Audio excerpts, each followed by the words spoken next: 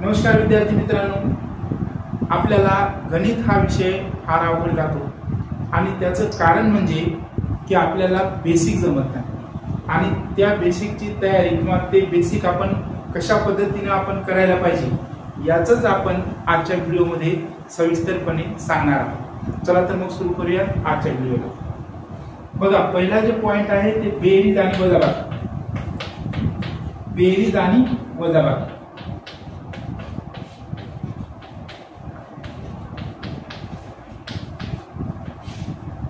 आता बेरीज आणि वजाबाकी हे आपल्याला समजते, परंतु जर त्याच्यामध्ये जर चिन्ह वेगवेगळे जर आले तर आपल्याला ते काही समजत नाही।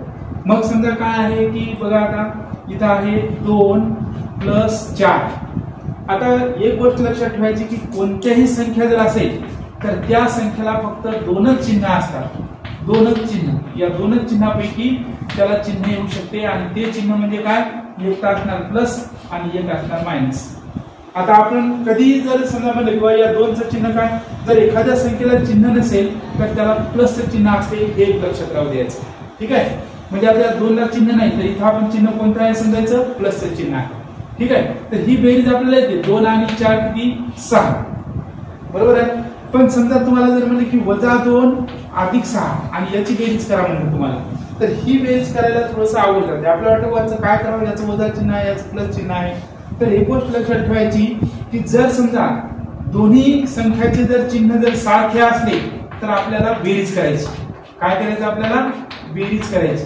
आणि जर दोन्ही संख्याचे चिन्ह जर वेगळे असतील तर आपल्याला काय करायचंय, वजाबाकी करायची। ह्या 2 गोष्टी पक्क्या लक्षात राहू द्यायच्या। मग आता इथं काय पाहायचं आपल्याला, याचं चिन्ह वजा आहे, याचं चिन्ह प्लस आहे। दोन्ही चिन्ह सारखे आहेत का दोघांचे, नाही। मग आपल्याला या दोघांचं काय करावं लागेल, वजाबाकी करावं लागेल। मग या 2 मधून जर 6 जात असतील तर ते घालायचे, जात नाही तिथं, म्हणून काय करायचं, मोठ्या संख्येतून लहान संख्या वजा करायची। म्हणजे 6 मधून 2 गेले किती राहिले, 4 राहिले। मग आता हे जे उत्तर आहे, म्हणजे ही एक गोष्ट लक्षात ठेवली तुम्ही। आणि दुसरी एक गोष्ट लक्षात ठेवायची, की जे उत्तर असते की नाही, तर या उत्तराला मोठ्या संख्येचं चिन्ह द्यायचं। मोठ्या संख्येचे चिन्ह। मग आता याला चिन्ह कोणतं देणार आपण या उत्तराला, याच्यामध्ये 2 आणि 6 या 2 संख्या आहेत। मग मोठी संख्या कोणती आहे, 6। 6चं चिन्ह त्याच्या अगोदर बघायचं। 6चं चिन्ह कोणतं आहे, अधिक, तर याला अधिक चिन्ह देतो आपण। आणि इथं जर चिन्ह नाही दिलं तर आपण त्याला समजतो अधिक, म्हणजे दिलं तरी चालते आणि नाही दिलं तरी चालते। ठीक आहे, दुसरं उदाहरण बघा की आता हे -5 + 4, तर याचं काय होईल सांगा बरं, याची काय होईल, इथं वजा आहे, इथं प्लस आहे, म्हणजे चिन्ह कसे आहेत तर दोन्ही चिन्ह वेगळे आहेत। आणि वेगळे जर चिन्ह असतील तर आपल्याला वजाबाकी करावं लागेल, एक वजाबाकी येते। आणि याला चिन्ह कोणतं देणार, आता मोठ्या संख्येचं, मोठी संख्या कोणती आहे 5, तर मग याला आपण वजाचे चिन्ह देणार। ठीक आहे, एवढ्या गोष्टी लक्षात आल्या तुमच्या। एखाद्या वेळेस काय होते की थोडंसं मोठं उदाहरण आपल्याला देतात, कसं पहा, -2 + 4 + 5 + 3 + 2 + 4। मग आता याचं आपल्याला कसं करता येईल, तर काय करायचं पहा, जे जे वजाचे संख्या येतात त्याची वेगळीच बेरीज करायची आणि अधिकच्या संख्येची वेगळीच बेरीज करायची। कसं, तेव्हा हे 2 वजाचे आहेत, त्यानंतर हे 5 वजाचे आहेत आणि हे 2 वजाचे आहेत, याची वेगळी बेरीज करायची। बेरीज कशी होईल, आता हे 2 आणि 5 7 आणि 7 आणि 2 9 बेरीज आली। पण याला चिन्ह कोणतं द्यायचं, आपण वजा संख्येची बेरीज केली ना, तर याला वजा चिन्ह देऊन टाकायचं। ठीक आहे, त्यानंतर आता प्लसची वेगळी करायची, म्हणजे 4 आणि 3 7 आणि पुन्हा हे 4 किती होतात, 7 आणि 4 11 होतात आणि याला प्लस चिन्ह देऊन टाकायचं। मग याची जर आपण बेरीज वजाबाकी करा, याची आपल्याला वजाबाकी करावं लागेल, कारण चिन्ह वेगळे आहे, म्हणजे याचं चिन्ह वेगळं आहे, याचं चिन्ह वेगळं आहे। मग आता याची वजाबाकी किती होईल, 11 मधून 9 गेली, किती उरतात, 2 उरतात। आणि या 2ला कोणतं चिन्ह द्यायचं, मोठ्या संख्येचं, म्हणजे याला प्लसचं चिन्ह द्यायचं। तर असे मोठाले जरी उदाहरणं आले तरी तुम्हाला या पद्धतीनुसार ते करता येतात। आणि असेच उदाहरणं आपल्याला येताना 9वी असेल, 10वी असेल, पुढे असे येतात। परंतु या छोट्या गोष्टी आपल्याला कळत नसल्यामुळे आपल्याला हे पुढचे उदाहरणं सोडवता येत नाही। दुसरं एक उदाहरण बघू आपण, -9 + 4 + 5 + 2 - 4 + 9।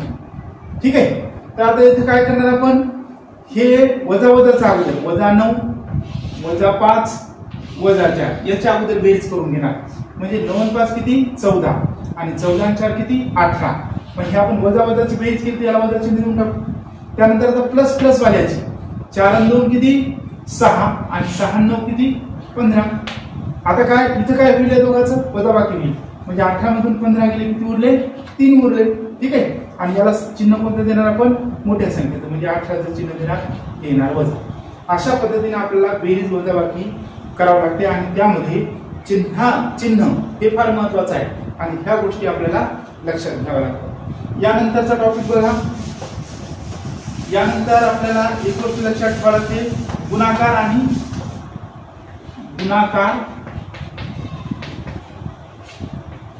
आणि भागाकार.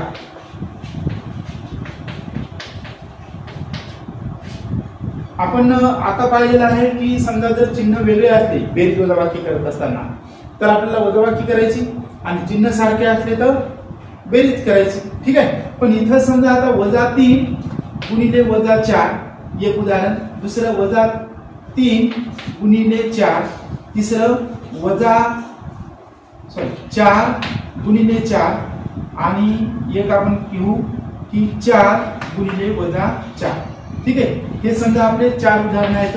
या उदाहरणावरून तुमच्या लक्षात येईल किंवा आपण गुणाकार नेमका कसा करायला पाहिजे.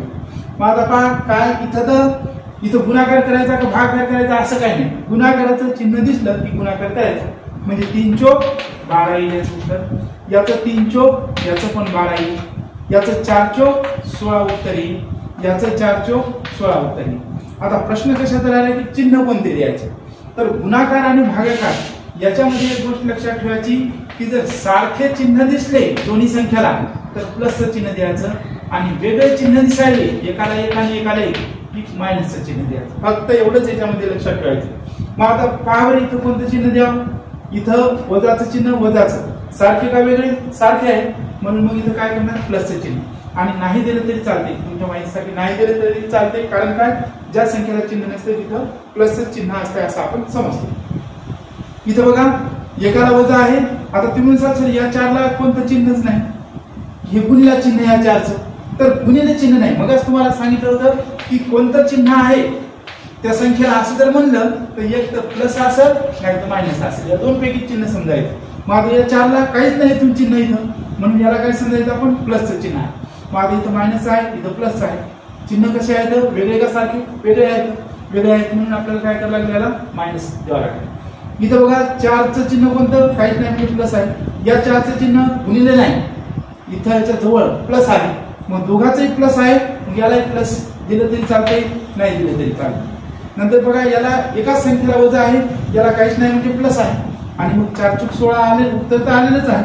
पण आपल्याला चिन्ह कोणतं द्यायचं एकाचं प्लस आहे एकाचं मायनस आहे. चिन्ह वेगळे आहे. वेगळे चिन्ह असल्यामुळे इथं आपल्याला वजाचं चिन्ह द्यावं लागेल. हे झालं गुणाकारामध्ये. ठीक आहे. मग आता भागाकारामध्ये कसं चिन्हाचं काय करायचं आपण भागाकारामध्ये बघा आता 12 भागिले 3 एक उदाहरण. दुसरं आहे -12/3. नंतर तिसरं आहे की 12/-3 आणि चौथा आहे -12/-3. ठीक आहे. मग आता बघा याचं काय करणार आपण 3चा पाडा किती पर्यंत म्हणजे 12 येते. 3 1 3 3 चौक 12 म्हणजे याचं उत्तर 4 आलं. 3 1 3 3 चौक 12 याचंही उत्तर 4 आलं आहे की नाही. 3 1 3 3 चौक 12 याचंही उत्तर 4 आलं. 3 1 3 3 चौक 12 याचंही उत्तर 4 आलं. आता इथं आपल्याला काय करायचं चिन्ह कोणते द्यायचे. तर या जसे गुणाकाराचा हा नियम आहे तसंच भागाकाराचा सुद्धा हाच नियम आहे. कोणता नियम आहे जर समजा दोन्ही संख्येला खाली वरी चिन्ह जर सारखे दिसले त्याला प्लस द्यायचं आणि चिन्ह जर वेगळे दिसले तर मायनस द्यायचं. मग आता याला काही चिन्ह नाही म्हणजे अधिक आहे याला काही चिन्ह नाही म्हणजे अधिक आहे. सारखे चिन्ह आहे त्याला प्लसचं चिन्ह राहील. नाही दिलं तरी चालते कारण चिन्ह प्लस आहे असं समजतो आपण. त्यानंतर या इथं फक्त एकालाच आहे या खालच्याला नाही म्हणजे दोघांचे चिन्ह वेगवेगळे आहेत तर इथं आपल्याला मायनस द्यावं लागेल. या खालच्याला आहे वरच्याला नाही मायनसचं चिन्ह म्हणजे या दोघांचे चिन्ह वेगवेगळे आहे इथेही मायनस द्यावं लागेल. आता इथं याचंही चिन्ह वजा आहे याचंही चिन्ह वजा आहे. मग आता इथं कोणतं चिन्ह द्यावं लागेल सारखे चिन्ह आहे दोन्हीकडे मग इथं आपल्याला प्लसचं चिन्ह द्यावं लागेल. तर या पद्धतीने गुणाकार आणि भागाकार याचे आपल्याला चिन्ह कसे द्यायचे ते आपल्याला असं लक्षात ठेवावं लागेल. ठीक आहे. त्याचा पुढचा टॉपिक आहे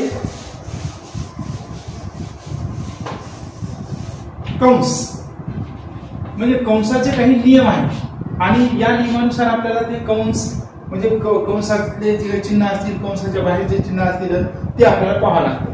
अगोदर आपल्याला कंस सोडवायचे कंचे भागू ते मी सांगणारच आहे समोर तुम्हाला. पण समजा आता कंस जे आहेत तर याचे आपल्याला छोटे काही नियम समजा की कंस आहेत हे कंस असतात ठीक आहे आणि या कंसात काहीतरी संख्या आहे किंवा काही क्रिया असतील इथं संख्या आहे समजा 4 ठीक आहे.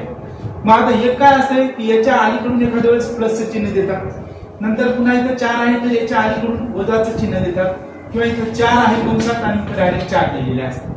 म्हणजे हे 3 नियम लक्षात राहू द्या. हा आता 3 नियम काय आहेत पहा. जर समजा कंसाच्या इकडून जर चिन्ह जर असेल तर याच्यात काही बदल नाही हे जसं आहे तसं लिहायचं ठीक आहे. कंसाच्या बाहेरून जर वजा चिन्ह असेल तर कंसातली जी संख्या आहे त्याचं चिन्ह बदलायचं. चिन्ह बदलणे म्हणजे काय करणे इथं जर आता काही चिन्ह नाही म्हणजे अधिक चिन्ह आहे तर याचं वजा चिन्ह लिहायचं ठीक आहे. आणि कंसाच्या बाहेर आता इथं काही चिन्ह नाही त्याच्या अलीकडून डायरेक्ट 4 लिहिलेले आहे तर काहीच चिन्ह नसलं तर इथं गुणिले चिन्ह आहे असं समजायचं ठीक आहे. काही चिन्ह नसलं तर गुणाकाराचं चिन्ह समजायचं. गुणाकार चिन्ह समजणे ठीक आहे. हे 3 नियम कंसाच्या बाबतीत आपल्याला लक्षात ठेवावे लागतील. आता याच्या बाबतीत उदाहरण बघू आपण.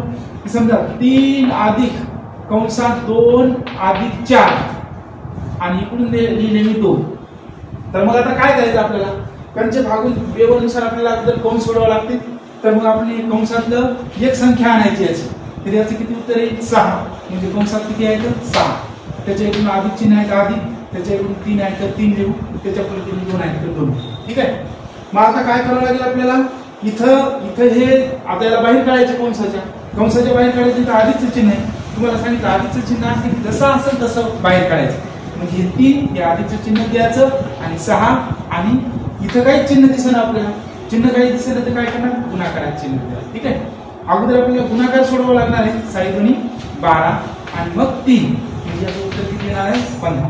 तर या पद्धतीने आपल्याला हे कंस सोडवावं लागतं ठीक आहे. तर कंसाचं फक्त एक लक्षात राहू द्यायचंय बाहेर जर वजा चिन्ह असेल तर याचं चिन्ह बदलायचं. इथं जर वजा असलं त्याचं काय करायचं आपल्याला प्लस करायचं. इथं जर प्लस असलं त्याचं काय करायचं आपल्याला मायनस करायचं ठीक आहे. एवढे हे आपल्याला चिन्हाचे नियम जे आहेत लक्षात ठेवावे लागतील. तर या व्हिडिओमध्ये आपण बेरीज वजाबाकी करत असताना चिन्हाचे नियम कसे पाळायचे गुणाकार आणि भागाकार करत असताना चिन्हाचे नियम कसे पाळायचे आणि कंस जर आला त्याच्या मागे पुढे कोणते चिन्ह आले किंवा एखादे चिन्ह नाही आलं तर काय करायचं याबद्दल आपण सविस्तर माहिती पाहिलेली आहे. व्हिडिओ शेवटपर्यंत पाहिला याबद्दल धन्यवाद आणि आपला जर व्हिडिओ आवडला असेल तर त्याला लाईक करा शेअर करा आणि सबस्क्राईब करायला विसरू नका.